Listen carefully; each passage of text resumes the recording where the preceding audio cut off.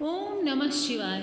प्रिय भक्तों, आप सभी के जीवन में बाबा भोलेनाथ की कृपा ऐसे ही बनी रहे और एक बार कमेंट बॉक्स में लिख दीजिए हर हर महादेव। हमारे महादेव आपके महादेव, हर हर महादेव।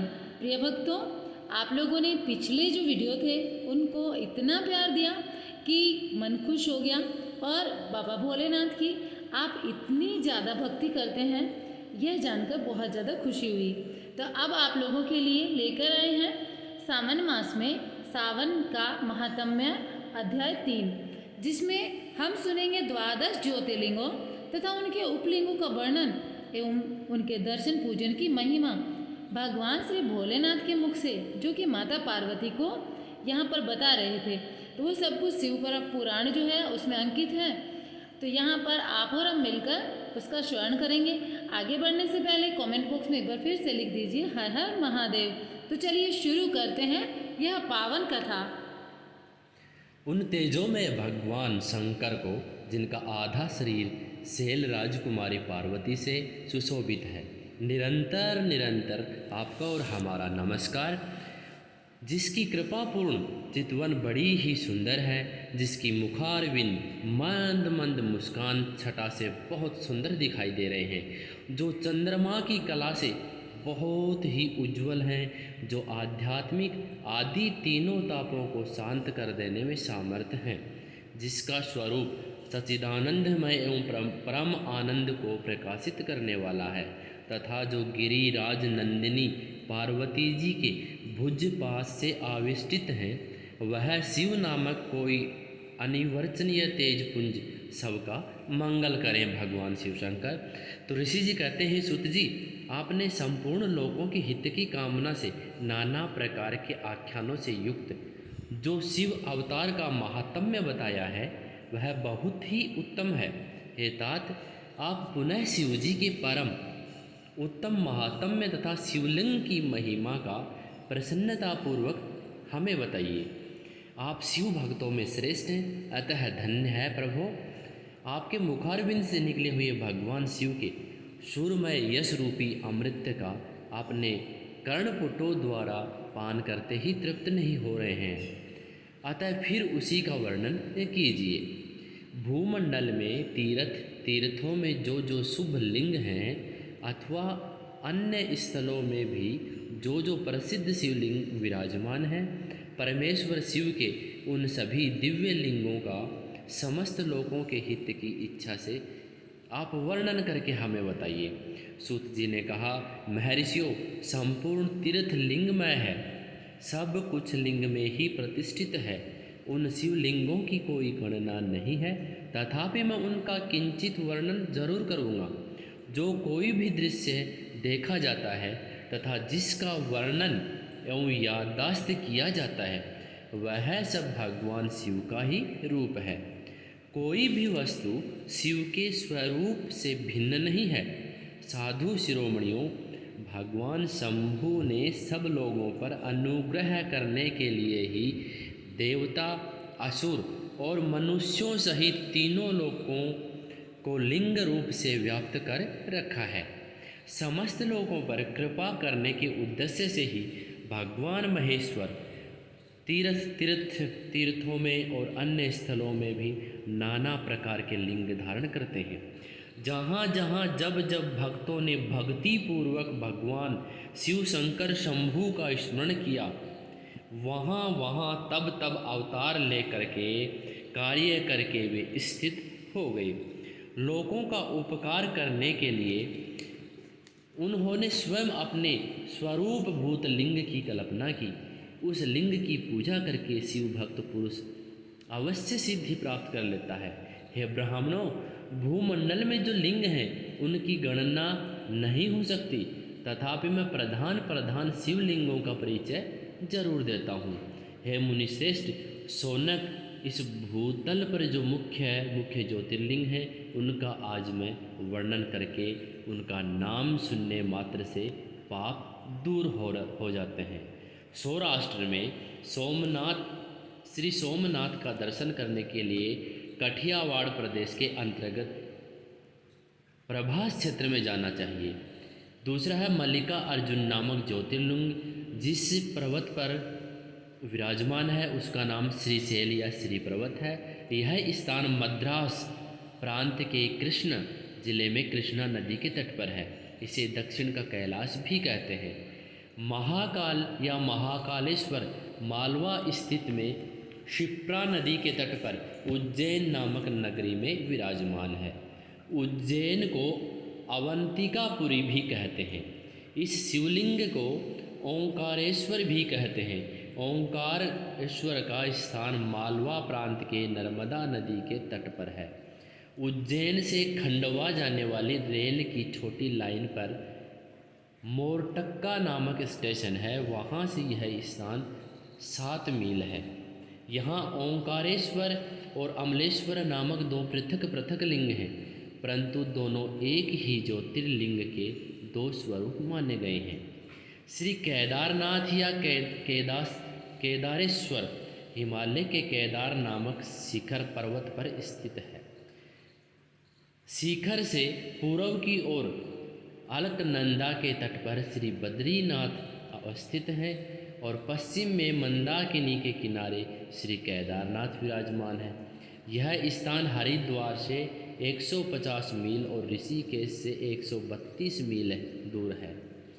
श्री भीमशंकर का स्थान बम्बई से पूर्व और पूना से उत्तर सीमा भीमा नदी के किनारे उनके उद्गम स्थान शहीय पर्वत पर है। यह स्थान लारी के रास्ते से जाने पर नासिक से लगभग 120 मील दूर है। शहीय पर्वत के उस शिखर का नाम जहाँ इस ज्योतिर्लिंग का प्राचीन मंदिर है डाकिनी। इससे अनुमान होता है कि कभी यहाँ डाकिनी और भूतों का निवास था। शिव पुराण की एक कथा के आधार पर भीमशंकर ज्योतिर्लिंग आसाम के कामरूप जिले के गुवाहाटी के पास ब्रह्मपुर पहाड़ी पर स्थित बताया गया है। कुछ लोग कहते हैं कि नैनीताल जिले के उज्जनक नामक स्थान में एक विशाल शिव मंदिर है, वही भीमशंकर का स्थान है। काशी के श्री विश्वनाथ जी तो प्रसिद्ध ही हैं। यह ज्योतिर्लिंग त्र्यंबकम या त्र्यंबकेश्वर के नाम से प्रसिद्ध है। बम्बई प्रांत के नासिक जिले में नासिक पंचवटी से 18 मील दूर गोदावरी के उद्गम स्थान ब्रह्मगिरी के निकट गोदावरी के तट पर ही इसकी स्थिति है। यह स्थान संथाल परनेग रेलवे के जसडीह स्टेशन के पास वेदनाथ नाम से प्रसिद्ध है। पुराणों के अनुसार यह चिता भूमि है। कहीं कहीं प्रल्या वेदनाथ ऐसा पाठ भी मिलता है। इसके अनुसार परलीक में वेदनाथ जी की स्थित है। दक्षिण हैदराबाद नगर से इधर परभनी नामक एक जंक्शन है, वहाँ से परली तक एक ब्रांच लाइन गई है। इस परली स्टेशन से थोड़ा दूर पर परली गांव के निकट श्री वेदनाथ नामक ज्योतिर्लिंग है। 10 नंबर पे आता है नागेश नामक ज्योतिर्लिंग का स्थान बड़ौदा राज्य के अंतर्गत गोमती द्वारका से ईशान कोण में 12-13 मील की दूरी पर है। दारुका वन इसी का नाम है। कोई दारुका वन में स्थान पर दारुका वन पाठ भी मानते हैं। इस पाठ के अनुसार भी यह स्थान सिद्ध होता है, क्योंकि वह द्वार के निकट और उस क्षेत्र के अंतर्गत है। कोई दक्षिण हैदराबाद के अंतर्गत ओढ़ा ग्राम में स्थित शिवलिंग को ही नागेश्वर ज्योतिर्लिंग मानते हैं। कुछ लोगों के मत से अल्मोड़ा से 17 मील उत्तर पूर्व में स्थित जागेश्वर शिवलिंग ही नागेश ज्योतिर्लिंग है।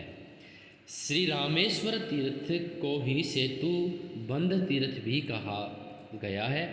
यह स्थान मद्रास प्रांत के रामनाथम या रामनद जिले में है। यहाँ समुद्र के तट पर रामेश्वर का विशाल मंदिर शोभा पाता है। श्री घुमेश्वर को घृष्णेश्वर या घुष्णेश्वर भी कहा जाता है।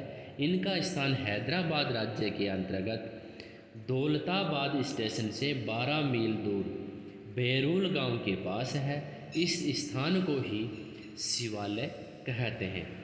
अब इनको हम संक्षिप्त में अगर समझना चाहें, ये तो मैंने आप सबको इस तरीके से बताया है कि कौन सा कहाँ पर 12 ज्योतिर्लिंग जो बोले गए हैं वो कहाँ कहाँ पर है। अब शॉर्टकट में हम समझ सकते हैं, सौराष्ट्रे सोमनाथम च श्रीशैल मल्लिकार्जुनम उज्जन्याम महाकाल ओंकारम परमेश्वरम केदारम हिमवृष्टे डाकिन्याम भीमशंकरम वाराणस्या च विश्वेशम त्र्यंबकम गौतमी तटे वेदनाथम चिताभूमो नागेशम दारुकावने सेतुबंधे च रामेशम गुस्समेशम तु शिवालये द्वादशतानि नामानि प्रातरुत्थाय यह पठेत सर्वपापैर्विमुक्ति सर्वसिद्धिफलम लभेत। अगर प्रातः सायंकालीन श्रावण मास में इस 4 लाइन के मंत्र को आदमी पढ़ लेता है तो भगवान शिव शंकर की कृपा हमेशा उसके जीवन में बनी रहती है। जो प्रतिदिन प्रातःकाल उठकर इन 12 नामों का पाठ करता है वह सब पापों से मुक्त हो संपूर्ण सिद्धियों का फल प्राप्त कर लेता है। हे मुनीश्वर, जिस मनोरथ को पाने की इच्छा रखकर श्रेष्ठ मनुष्य इन 12 नामों का पाठ करेंगे वे इस लोक और परलोक में उस मनोरथ को अवश्य प्राप्त करेंगे। जो शुद्ध अंतःकरण वाले पुरुष निष्काम भाव से इन नामों का पाठ करेंगे उन्हें कभी माता के गर्भ में निवास नहीं करना पड़ेगा। इन सब के पूजन मात्र से ही यह लोक में समस्त वर्णों के लोगों के दुखों का नाश हो जाता है और परलोक में उन्हें अवश्य मोक्ष की प्राप्ति होती है। इन 12 ज्योतिर्लिंगों का नैवेद्य यत्नपूर्वक ग्रहण करना खाना चाहिए। ऐसा करने वाले पुरुष के सारे पाप उसी क्षण जलकर भस्म हो जाते हैं। यह मैंने ज्योतिर्लिंगों के दर्शन और पूजन का फल बताया है। अब ज्योतिर्लिंग के उपलिंग बताए जाते हैं। हे मुनीश्वरों, ध्यान देकर सुनो। सोमनाथ का जो उपलिंग है उसका नाम अंतकेश्वर है। वह उपलिंग महानदी और समुद्र के संगम पर स्थित है।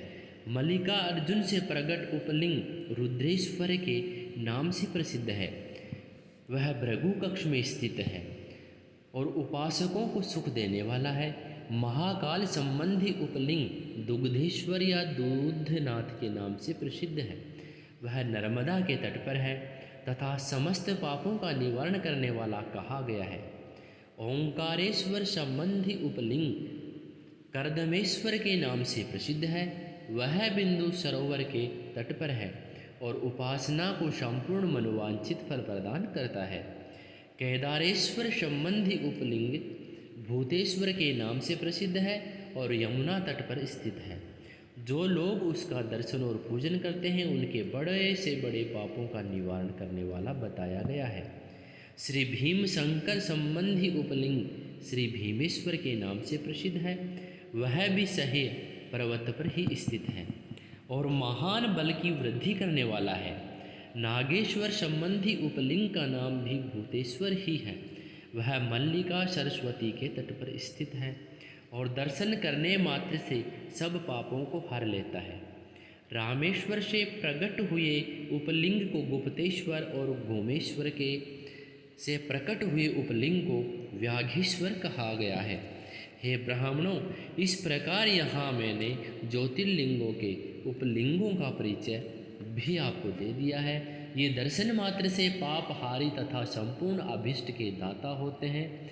हे मुनीश्वरों, ये मुख्यता को प्राप्त हुए प्रधान शिवलिंग बताए गए हैं। अब अन्य प्रमुख शिवलिंगों का वर्णन भी आप सुनो। तो प्रिय भक्तों, अभी हम बात करेंगे काशी जी आदि के विभिन्न लिंगों का वर्णन तथा अत्रीश्वर की उत्पत्ति के प्रसंग में गंगा और शिवजी के अत्रि के तपोवन में नित्य निवास करने की कथा। श्री सूत जी कहते हैं, हे मुनीश्वरों, गंगा जी के तट पर मुक्तिदायिनी काशीपुरी सुप्रसिद्ध है। वह भगवान शिव की निवास स्थली मानी गई है। उसे शिवलिंगमयी ही समझना चाहिए। इतना कहकर सूत जी ने काशी के अविमुक्त कृतिवासेश्वर, तिलभांडेश्वर, वह आदि के गंगा सागर आदि के संगमेश्वर भूतेश्वर नारीश्वर वटुकेश्वर पुरेश्वर सिद्धनाथेश्वर दूरेश्वर श्रृंगेश्वर वैद्यनाथ जप्पेश्वर गोपेश्वर रंगेश्वर वामेश्वर नागेश कामेश विमलेश्वर प्रयाग के ब्रह्मेश्वर सोमेश्वर भारद्वाजेश्वर शूलटंकेश्वर माघवेश तथा अयोध्या के नागेश आदि अनेक प्रसिद्ध शिवलिंगों का वर्णन करके अत्रीश्वर की कथा के प्रसंग में यह बतलाया गया है कि अत्रि ऋषि अत्रि की पत्नी अनुसुईया पर कृपा करके गंगा जी वहाँ पधारी थी। अनुसुईया जी ने गंगा जी से सदा वहाँ निवास करने के लिए प्रार्थना की थी।